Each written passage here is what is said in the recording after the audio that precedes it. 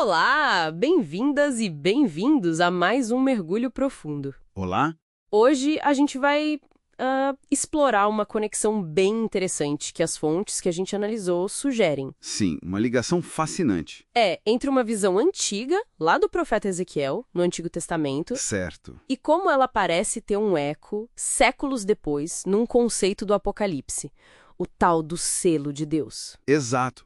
Uma ponte entre os testamentos. Nossa missão aqui é investigar um pouco as raízes, né? O significado desse selo, usando a visão de Ezequiel 9 como, sei lá, uma chave. Uma ótima analogia. Ezequiel 9 é fundamental. O que essa marca antiga significava de verdade e como é que ela se conecta com os eventos finais lá do Apocalipse. Bom, vamos desvendar isso. Vamos lá. E essa profecia de Ezequiel 9, ela realmente estabelece a base no Antigo Testamento para a gente entender o selo de Deus depois, ao ponto de partida, sem dúvida. Perfeito, então vamos direto para essa visão de Ezequiel. Pode descrever um pouco para a gente, é uma cena forte, né? Muito forte. Ele descreve assim, um homem vestido de linho, e esse homem tinha um estojo de escrevedor. Tipo um kit de escrita da época. Isso, exatamente. E ele recebe uma ordem divina ali no meio de Jerusalém. E qual era a missão dele? A ordem era bem específica. Atravessar a cidade e colocar um sinal, uma marca, mas não em qualquer um. Ah, tinha um critério? Sim, era para marcar a testa daquelas pessoas que estavam, tipo assim, genuinamente angustiadas. Sabe? Aqueles que suspiram e gemem, como diz o texto, por causa das coisas erradas, das abominações que aconteciam na cidade. Então não era sobre status, poder, nada disso. Nada disso. Era sobre a reação interna ao pecado ao redor. E esse sinal, a palavra hebraica é tal, certo? Exato, tal.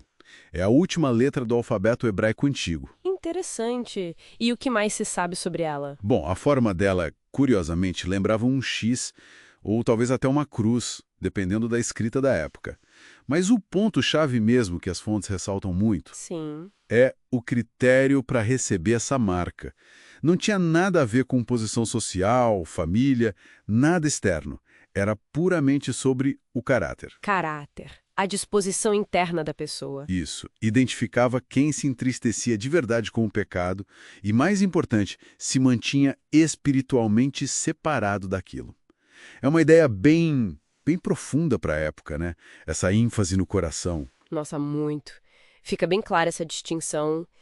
E essa visão, ela teve um cumprimento histórico primeiro, né? Com a queda de Jerusalém para a Babilônia. Sim, Nabucodonosor.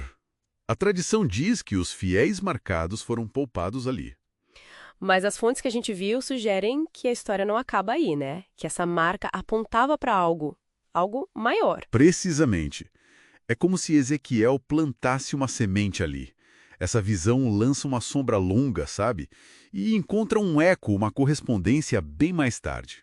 Onde? Lá no Apocalipse, no selamento que é descrito, especialmente nos capítulos 7, 15 e 16. Ah, claro. E lá, o sinal é chamado de o selo do Deus vivo. É a mesma ideia, mas em outra escala. E o propósito desse selo no Apocalipse, qual é? É parecido com a marca de Ezequiel? Proteção também? O propósito central é esse mesmo, proteção divina. O selo marca o povo de Deus para preservá-los durante os tempos mais difíceis, os juízos finais. Se a gente olhar o quadro geral da Bíblia, a gente vê esse padrão, né? Deus intervindo para proteger os seus em momentos de crise. O selo é isso, mas no cenário do fim dos tempos. Entendi. Então, o ponto fundamental continua sendo o mesmo. Tanto na marca da besta quanto no selo de Deus, é o caráter da pessoa. Exatamente. E as nossas fontes reforçam muito que não é uma marca física que dá pra ver. Não de jeito nenhum. Como isso funciona, então? Como é que um selo invisível protege alguém? É uma ótima pergunta. O selo não é tipo uma tatuagem espiritual, né?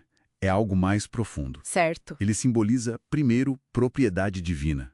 Deus marcando quem é dele. E também aprovação. Aprovação. Sim.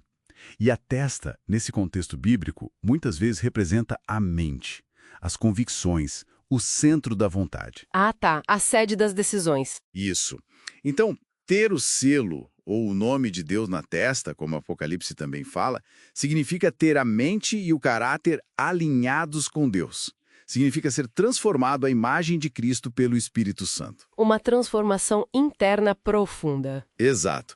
As fontes usando uma expressão interessante para descrever isso. É uma consolidação, na verdade. Consolidação, na verdade. O que isso quer dizer na prática? Pensa assim, é como se o caráter da pessoa ficasse firme, sabe? Estabelecido na retidão, como um concreto que curou e ficou sólido. Entendi. Inabalável. Exatamente.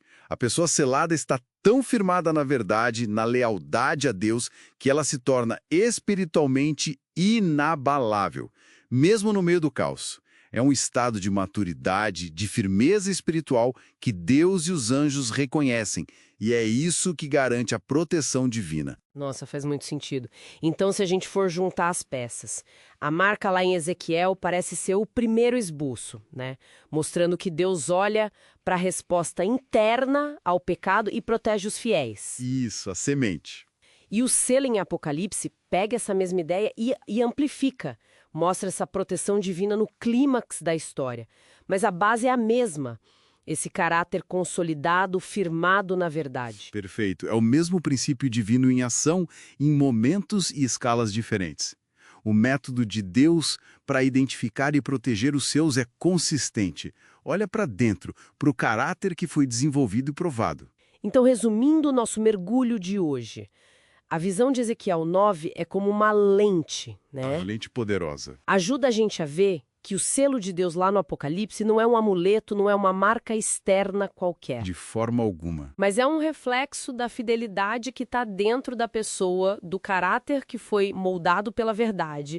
É uma condição que Deus reconhece e protege nos momentos mais críticos. Exatamente. E isso, sabe, deixa a gente com uma reflexão interessante, eu acho. Qual? Se tanto a marca antiga quanto o selo final estão ligados a essa resposta interna, a esse caráter firme, será que a gente deveria pensar nisso só como um evento pontual lá no futuro? Boa pergunta. Ou será que é mais como o resultado de um processo? Um desenvolvimento contínuo do caráter ao longo da vida que um dia culmina nessa tal consolidação? Quer dizer, algo que se constrói ativamente. Pois é. Fica aí algo para a gente pensar, né? A natureza contínua disso. Uma ótima provocação final. Bom, esperamos que essa análise das fontes tenha sido esclarecedora, que tenha trazido aí novas perspectivas sobre esse tema tão rico. Com certeza.